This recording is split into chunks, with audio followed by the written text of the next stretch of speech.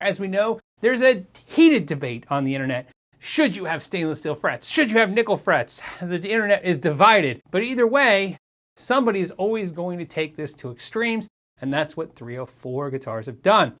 They don't just make a guitar with stainless steel frets, they make a guitar with a stainless steel fretboard that is one piece of 304 stainless steel. 304 is the most common stainless steel. It's also known as food grade stainless steel. It's less likely to rust. What they do is they machine out an entire fretboard with the frets. It's not assembled, it's one piece. Obviously, you're gonna have perfect intonation. The frets will play perfectly. And of course, let's be honest, this guitar is just not going to wear out. If you've watched this channel for any length of time, you've seen me refret a couple guitars and convert them to stainless steel frets. And one of the things you may have realized is stainless steel frets are very strong. However, they still have to be soft enough for me to bend and radius them and install them on the fretboard. The 304 guys don't have to worry about that at all. They can use a harder piece because the fact that they don't have to bend it, they just have to have the machine radius it. And the end result is a stronger, harder piece of stainless steel.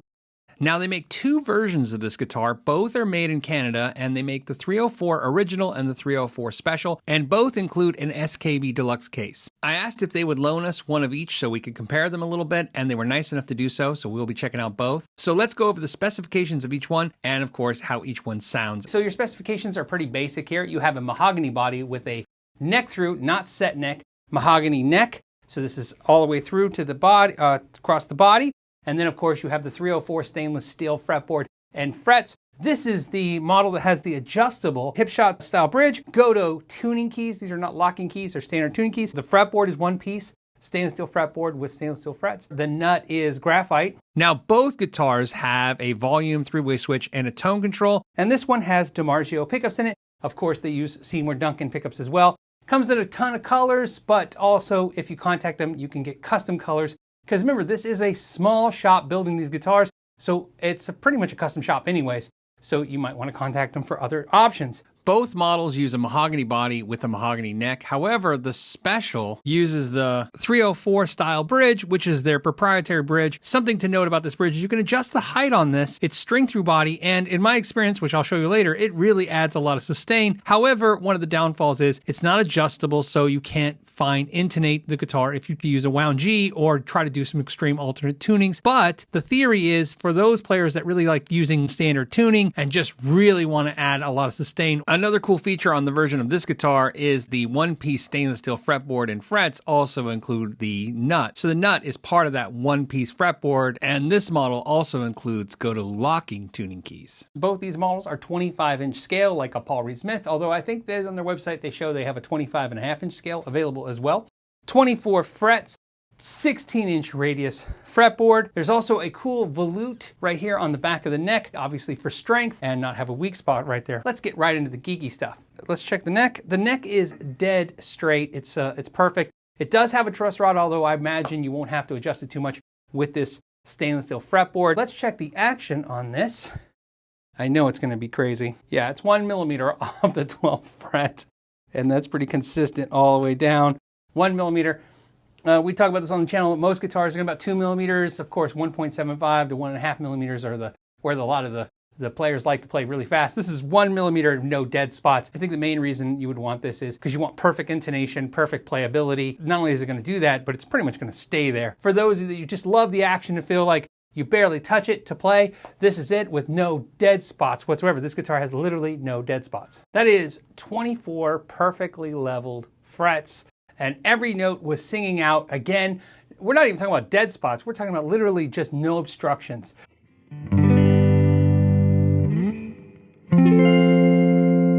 Notes just sing out everywhere on the guitar. It just sounds really great. And bends.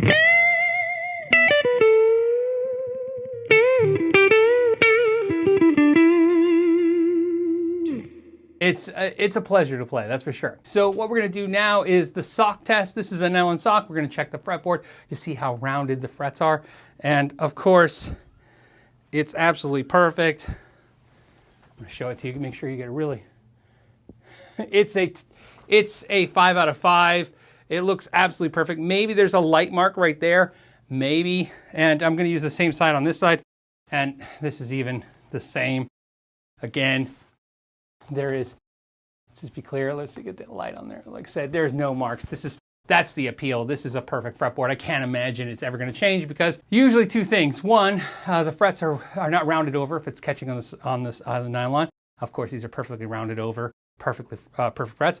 And of course, if there's fret sprout, and there's no way this is going to sprout. If the neck was to shrink, the fretboard would stick out the whole thing. And again, it would stick out, but you wouldn't feel it. So obviously there's the appeal. The neck carve is a medium C-shaped carve. It feels very comfortable.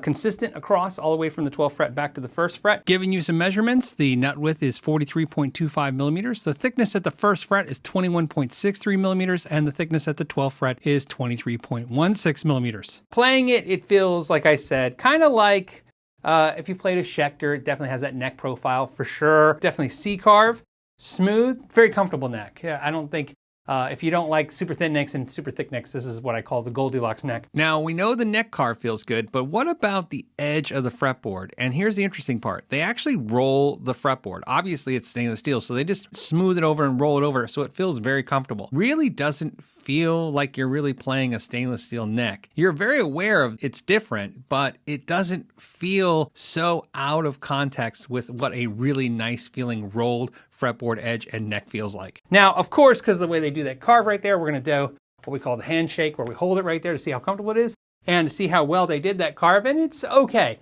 It kind of intuitively wants me to hold it right there, and that's very comfortable, but of course, see where my hand is, it's not here. When I was doing the walk up the fret test, I found it just a little hard to get access to some of those frets there, but not the best I felt, but not bad. Weight-wise, this one is 8.5 pounds. And this one is 7.5 pounds difference. So like I said, they're basically the same guitar and they're a pound difference. So again, that's just the variance of sometimes of wood.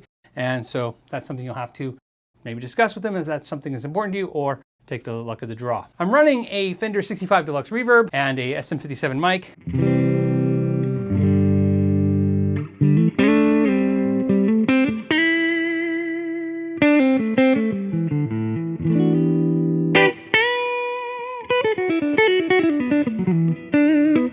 Really does make you, it's just an effortless thing to play.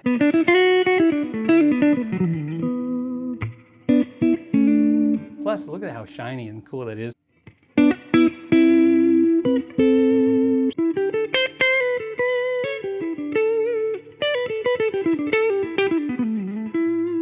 So a lot of you are going to ask, like, how does it sound? Does it sound brighter because it's stainless steel? You know what it does? It doesn't sound brighter, and you probably could just run the tone control back if it did. Hold on. You can get the jazz sound if you want.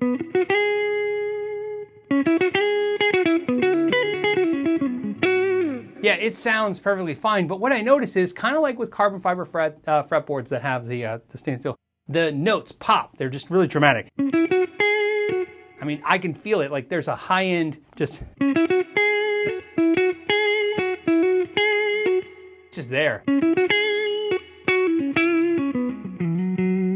And then, of course, because it's so perfectly set up, the chords just ring true.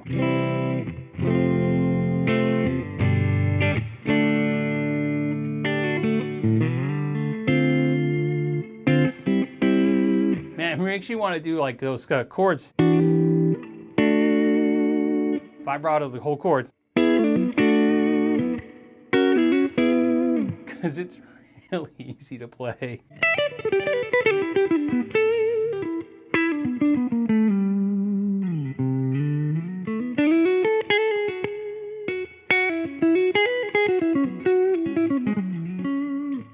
Let's check out the version that has the 304 bridge and see how that sounds.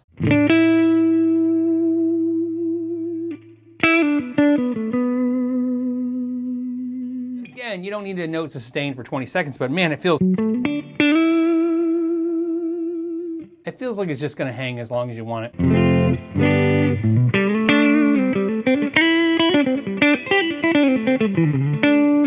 So what I did is I kicked on a Friedman small box pedal into the Fender amp.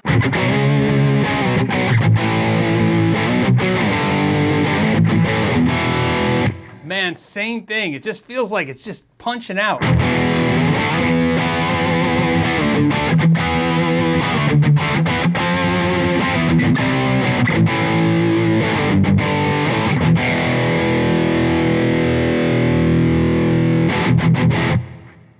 just feels like there's an energy in the sound and the strings that's just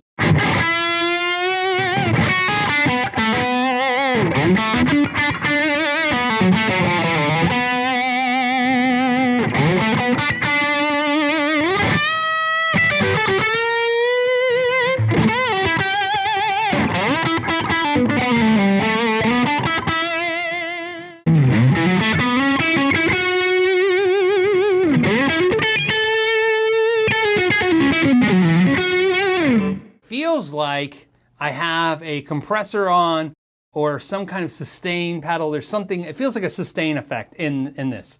Not like the Sustainiac pickup, it's not that extreme, but it definitely feels like the notes just don't decay at the same rate as normal guitars, and it's not my imagination, it's definitely happening. So very impressive, very consistent, and I would imagine that's the big thing of these guitars. They're going to be very consistent with the quality coming off the fretboard. I want to play this one a little bit.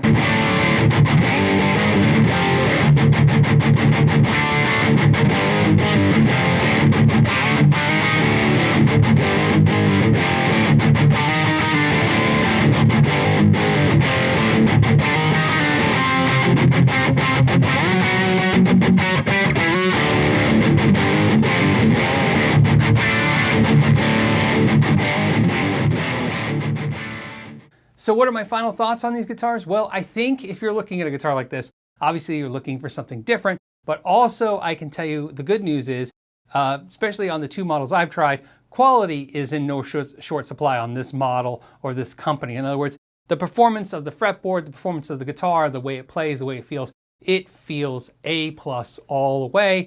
I think there's no question about that. And I think they've kind of engineered that into the guitar. In other words, it by default, it just has to come out right every time, because obviously it'll either be 100% wrong or 100% right. I don't think they have a whole lot of play in this guitar. Cost-wise, these are very expensive, but you understand a small company making these in Canada, and essentially this isn't for someone who's looking for an affordable guitar. This is for the player that's looking for something a little exotic, something built really well, and that's why I like to highlight all kinds of guitars on the channel and give you reference of them in case you're out there in the market for stuff like this. I wouldn't know what to tell somebody if I hadn't put my hands on this, and I definitely would not have come to the conclusion I came to, which is, sound-wise, it is an amazing guitar. And I think if your logic is, well, how much does it sound like another guitar, a traditional wood fretboard guitar?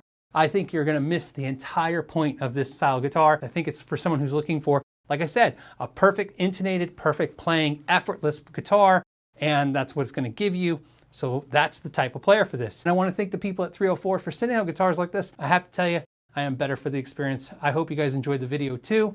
And as always, thank you so much for your time. Till the next time, know your gear.